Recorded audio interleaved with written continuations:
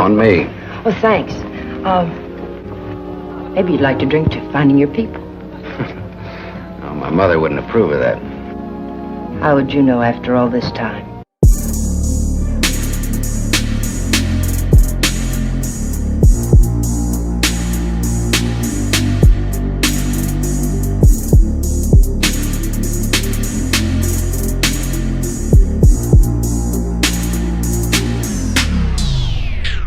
If you love listening to this show, please consider giving a rating and a review on Amazon Alexa or wherever you listen. We want to continue bringing you this amazing content, and part of our ability to do that means that we need a big audience. Now, it may not seem like much, but rating and reviewing the show will help more people find us, just like how you found this show. Simply on any podcast platform, search for a show, scroll down to the bottom, and push 5 stars. It's that easy. Thanks for supporting the show.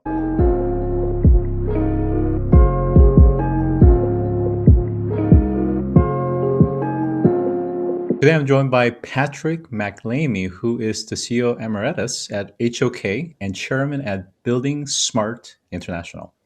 Welcome to the show. Thank you very much, Scott, for having me.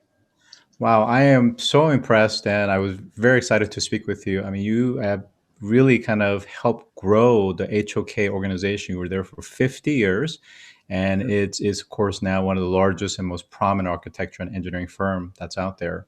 Now, of course, things have changed since you were at the helm, but I'm curious to know, over that span and even after kind of your retirement there, how your industry has changed in these decades. Yes, that's a great question, and I think the answer is we have changed. Of course, we've gotten digital, but we still have a long way to go. I'm fond of comparing the building industry to the manufacturing industry, which are both roughly the same size in a developed economy like here in the U.S. And the productivity of manufacturing has steadily grown, which means that it puts manufactured goods within the reach of ordinary people making an ordinary income. So we all can drive a car, we can all have a smartphone, and so on. And buildings, the world of buildings, the productivity has actually declined since I started in the practice more than 50 years ago. And at midpoint in my career, 25 years in, well, for many years, I began to ask why. Why is this happening? And why are we stuck in this old-fashioned way of working? And why aren't we more like manufacturers? And the usual answer is, well, architects do one-of-a-kind buildings, and manufacturers of automobiles, let's say, or smartphones, design them once and produce millions. And that's true, but I didn't accept that buildings are now not made by piling up one stone on another or one rock on another. They're made by trucks bringing manufactured building products to a job site. And the contractor is more like Henry Ford was in 1900, as learning how to assemble a building from parts that are brought to the site.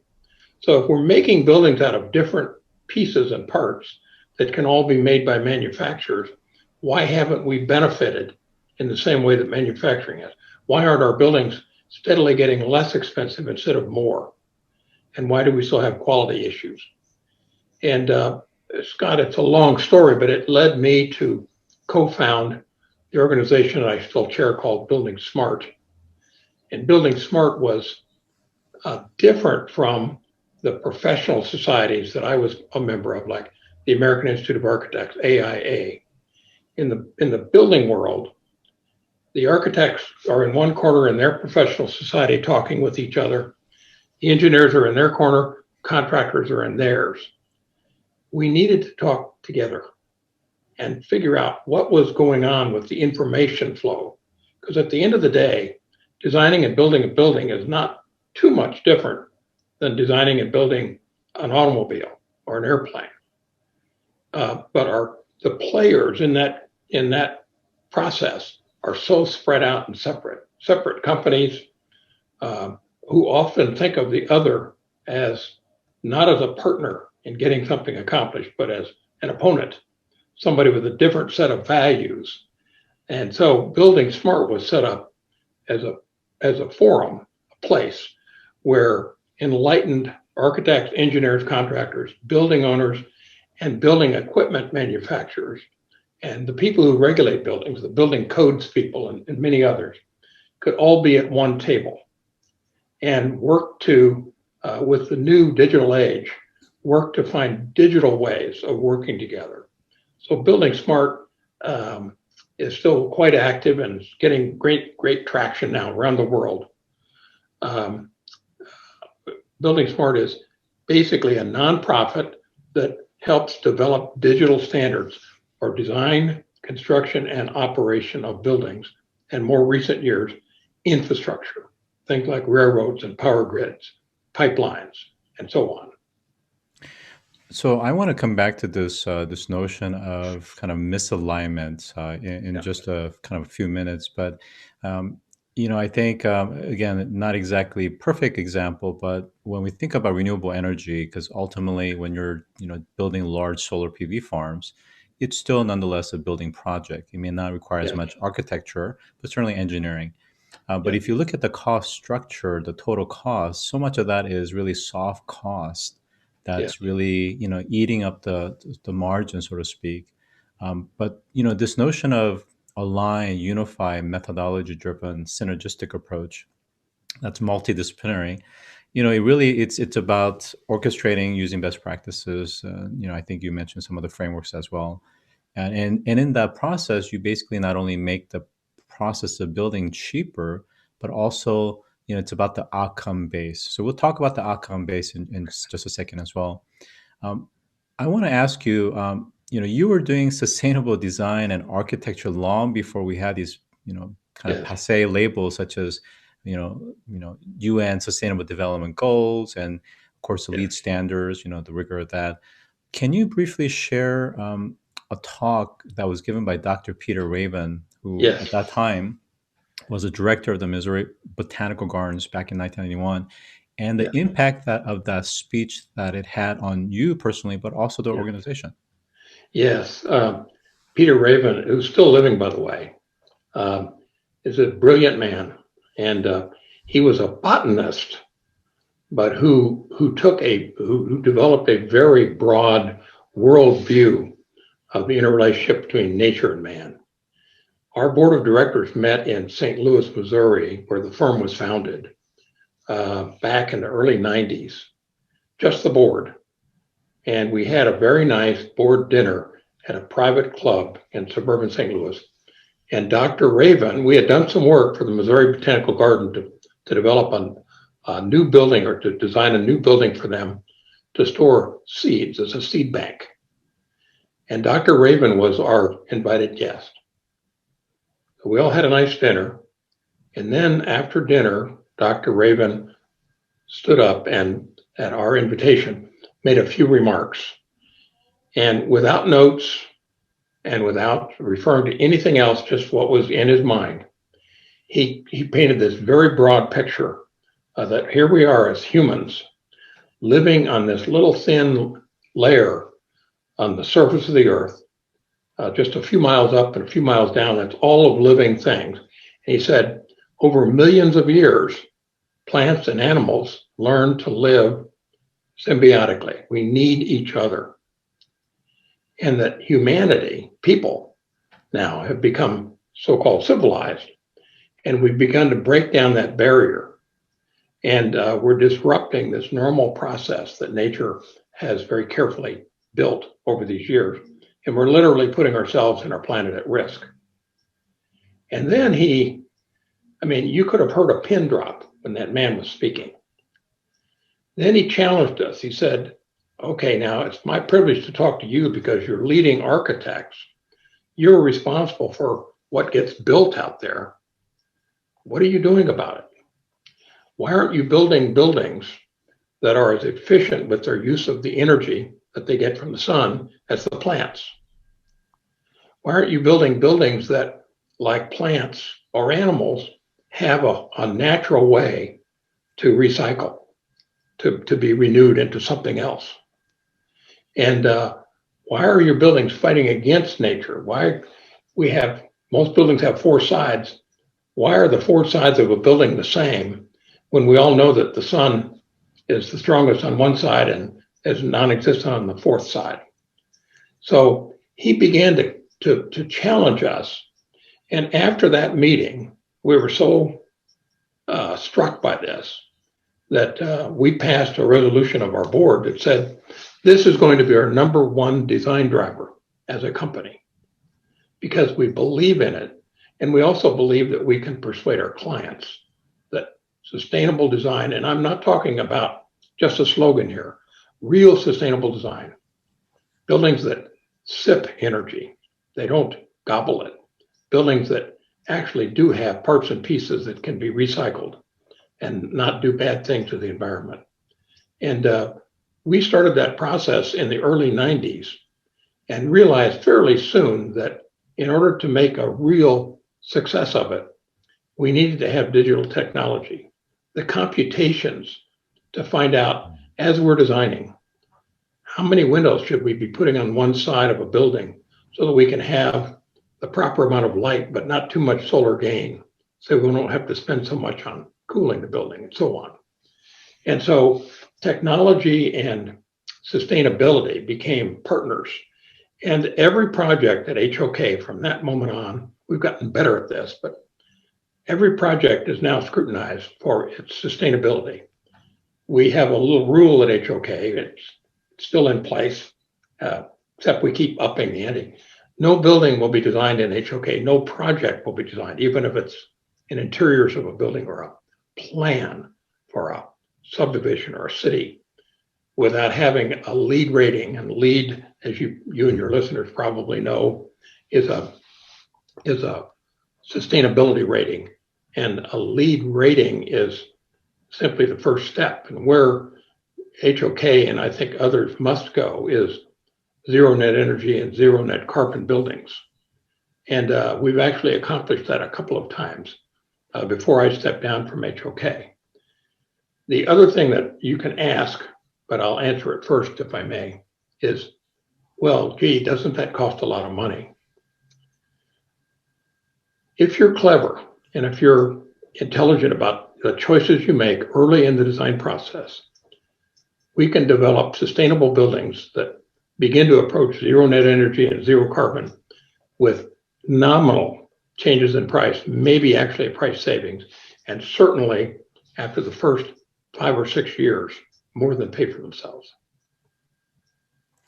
I really am really enjoying this, and I think just to kind of reinforce, but also to add some additional perspective, is that when we talk about climate change, I think people naturally think about the things that they see, right? It's the cars, it's the oil and gas, as an example. Right. But these buildings that are quietly just standing there are actually one of the worst carbon footprint generators out there, right? Yes. And you talk about one of the big no-nos in terms of common practices that you see, which has to do with tract homes. Can you talk about why that's such an issue, and why do we keep on still seeing it? Yes. Oh my gosh. One of the things about our industry is that the architect is not always present in the process. Developers of tract subdivisions have found they can buy pre-made architectural plans. They hire a civil engineer to lay out some curving streets on a piece of land, and then they bench the land so that each lot is flat and plop these houses down. And the houses have no relationship to the sun or the wind or whatever else nature, the view. And each house is an element in itself, poorly made. Most developers of subdivisions know how to build sustainably, but they've gotten into this mindset that the first lowest cost is the most important. A few developers are now beginning to change, but I think the customer, the end user, the buyer, has to be the one to actually drive this. If you have a cell phone, you expect that next year's model will be better, will be faster, have better features, and so on. With homes, that's not necessarily true. So until we get that mentality as consumers of buildings, of people that use them, we won't actually be anywhere. And the architect is not the customer. The architect is the midwife of creating something from an idea.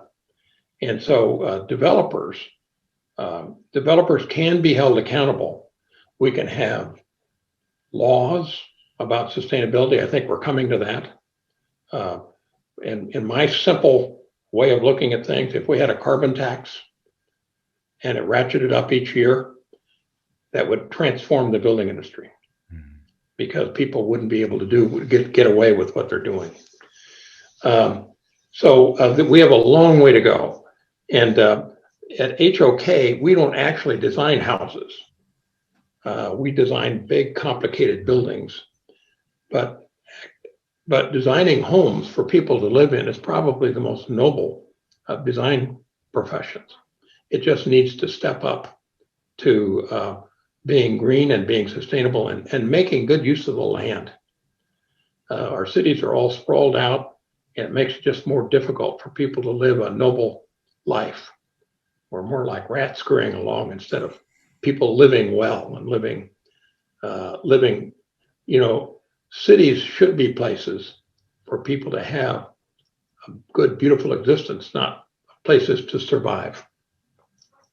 So I want to go back to the intention and purpose of why buildingSMART International was founded in the first place, which goes back to that kind of misalignment. You talk about how many architects feel that some of the buildings that they're perhaps maybe working on are inefficient or even uninspiring. Yes. Do you feel that there's, I think you mentioned it before, but is there a true fundamental misalignment between the architects, the engineers, and essentially the property developers or the property owners? And how do we start to address some of those kind of economic disincentives or misalignments? Yes. Well, I think, first of all, we architects have to get a lot better at explaining what the true purpose of an architect is. And I think a lot of architects and a lot of the general public, if I meet somebody on the street or at a party or something, oh, I'm an architect. Oh, what do you do? Do you design houses? What styles do you like? And it's not about styles. It's about making things work better. The style comes out of making things work better. Houses need to, and any building needs to work a whole lot better than we've made them traditionally. So we architects have a job to do, and architects have gotten caught up in this as well. If you look at the trade press that serves the design professions in building design, architecture, they're all filled with the latest nifty, I'm going to say, design feature or style. Everyone's looking for a style, and good design is like a good person. You go from the inside to the out. And I think many architects have lost track of that. Developers need to see dollars and cents. They need to understand, and there are some now. If you design sustainable buildings, there is a growing market. People will buy these houses and these buildings. They'll want to live in them. I have a developer in our community here who's designing now and proposing all electric townhomes with all the energy generated on the rooftops with Tesla batteries in the garages, so that every appliance in the house is electric. The house basically generates what it needs. They're still hooked up to the electric grid, but basically the power cost is nil. They use heat pumps instead of furnaces and air conditioning. There's no gas lines connected to the houses.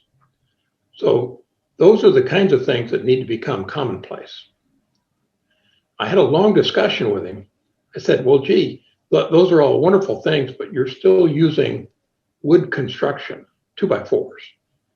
And he said, yes, he wants to go to more. And wood is a sustainable product, but wood burns and wood rots, and termites like to eat wood.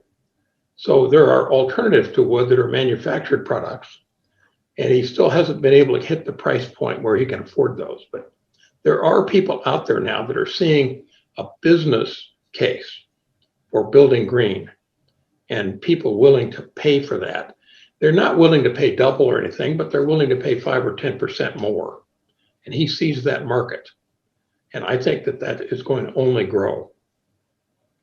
And I think that's a great point, is that premium that represents our value that we assign to sustainability. It comes down to the end user or the end consumer, their willingness. And I think Yes. it's there, and we're starting to see that. And good comment about the tax credit. Frankly, if it doesn't hurt, people are not going to change their behavior. My last question, and we only have a couple of minutes remaining, is around some of the big changes that's coming. So if you could opine about cities, big city centers in particularly, in the context of not only COVID and post-COVID, but also because of things like autonomous vehicles, the recognition that a lot of the parking lots will have to become multi-purpose and have to change. And I think more and more cities are looking to change their city centers so that it's more public transportation, more walkable and bikeable versus mass transit. Versus a single passenger drivers, as an example. What do you see as being the future of cities that are sustainable? Yes. Well, first of all, I think the whole world is still gravitating towards city life. Developed countries, developing countries, all around the world, people are migrating to cities. Why? Because that's where opportunity is. Jobs, education, and so on. So I don't think that'll stop. And what our job is to make cities not just barely function, but really livable. What if you could take, with autonomous vehicles, what if you could take all the parking lots in every city? This is just a mind game. Turn them into a park or a plaza where people fill it with people instead of cars. What would that do? So I think that a future of a city is a combination of things, but it's certainly giving people breathing room to be outdoors and not be at the mercy of the automobile. Automobiles will have their place, I think, as autonomous vehicles, but once it takes me to my destination, I want it to go find itself a nice place to park in a tight grid with the other ones, probably a stacking arrangement, and stay out of my life until I need it again. Public transit, I think, is definitely an important piece of this. Big cities need public transit. There's no other real way to accomplish the movement of people. But I'd love to see in the densest part of our cities, the space for the cars be taken away from the cars and given back to people, pedestrians, or outdoor life, so that people have that possibility of living in an urban garden instead of an urban jungle. Well, on that, we have been inspired by Patrick MacLeamy, CEO Emeritus of HOK and Chairman at buildingSMART International. Thank you for joining today. Thank you very much. I've enjoyed it.